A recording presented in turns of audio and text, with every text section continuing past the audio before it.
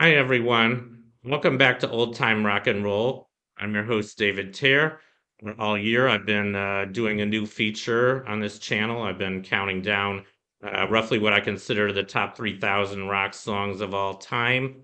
I started on the New Year's with song number 3,000. Today, I'm up to song number 2989, which is Nothing's Gonna Stop Us Now by Starship.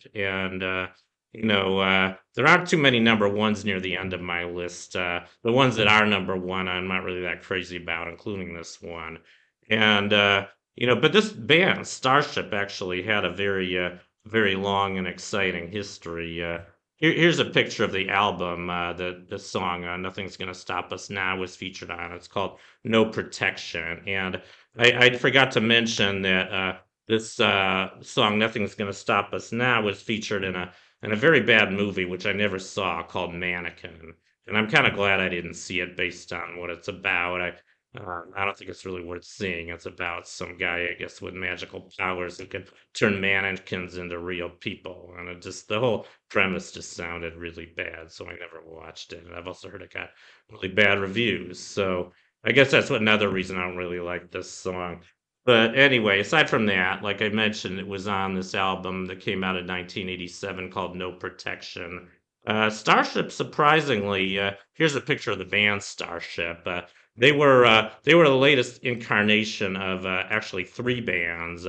First one was called Jefferson Airplane. This here's their lead singer. Their lead singer through all three incarnations was this woman here called Grace Slick. I think she was a really excellent band leader, also very pretty.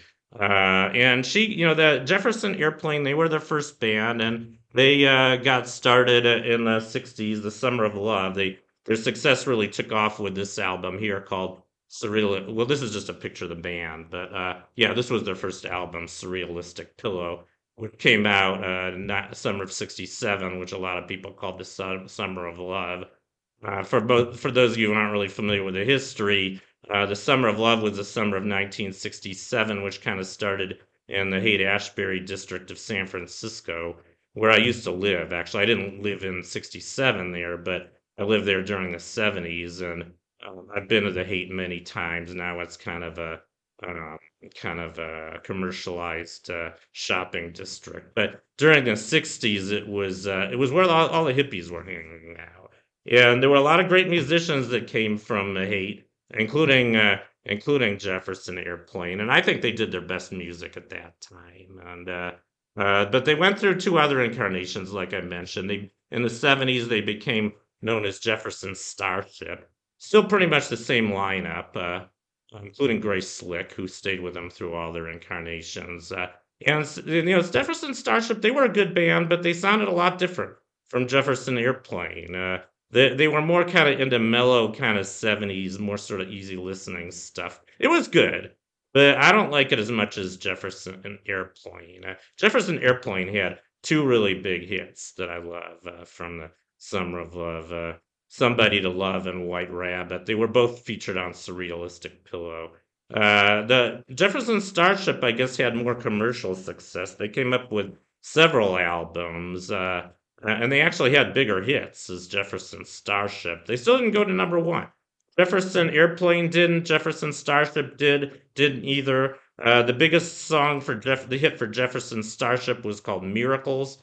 That one came out in 1975. I think that one went to number three. I think Somebody to Love went to number five, and White Rabbit went to number eight.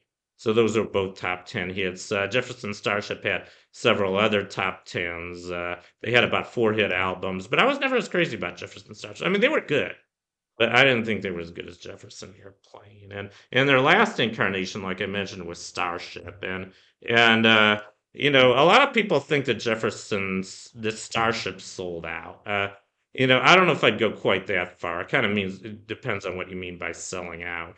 I kind of know what they meant, though. I mean, the Jefferson Airplane started as a hippie band in the late '60s, and like a lot of other hippies from the '60s, they became yuppies in the '80s. I mean, they kind of turned against almost all the values that they first had when they were hippies. They were kind of against commercialism. They just kind of wanted peace and love and just kind of going with the flow and, just kind of doing your thing and not giving in to corporate demands. But then, when they became yuppies, they actually became really capitalist, and I think Starship is no exception to that. I mean, obviously they were a very commercially successful band, but I don't quite buy all that criticism because I think they were still good as Starship. Even Starship had some good songs, and the weird thing about Starship, I mentioned how Jefferson Airplane and Jefferson Starship never had any number one songs.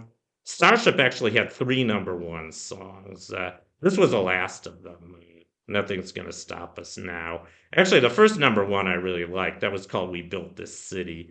And I liked it because it was kind of about how they started out in San Francisco and kind of telling their fans, don't you remember we built the city on rock and roll, which is kind of what they did. But I don't know. I mean, I didn't mind it so much. They had a second number one was called Sarah. I didn't think that was that great a song, kind of a sappy love song. But I think of all three of their number ones, I think Nothing's Gonna Stop Us Now is my least favorite because I mean the song isn't too bad, the melody's not too bad, but just the fact that they use in this terrible movie, I think is pretty bad. So anyway, that was probably their low in my opinion.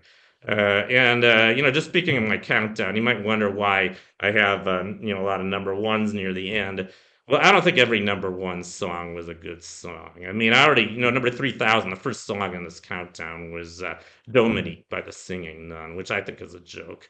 And, I'd say about towards the end of my countdown, about 1 out of 10 songs went to number one. So just don't be too surprised if you see a lot of number ones near the end of my list. Doesn't mean I think they were good songs. As a matter of fact, the reason I put them near the bottom is because I don't really think they were good songs. But anyway, this is song number 2989 on my list. So I hope you enjoyed this video, and I'll see you next time.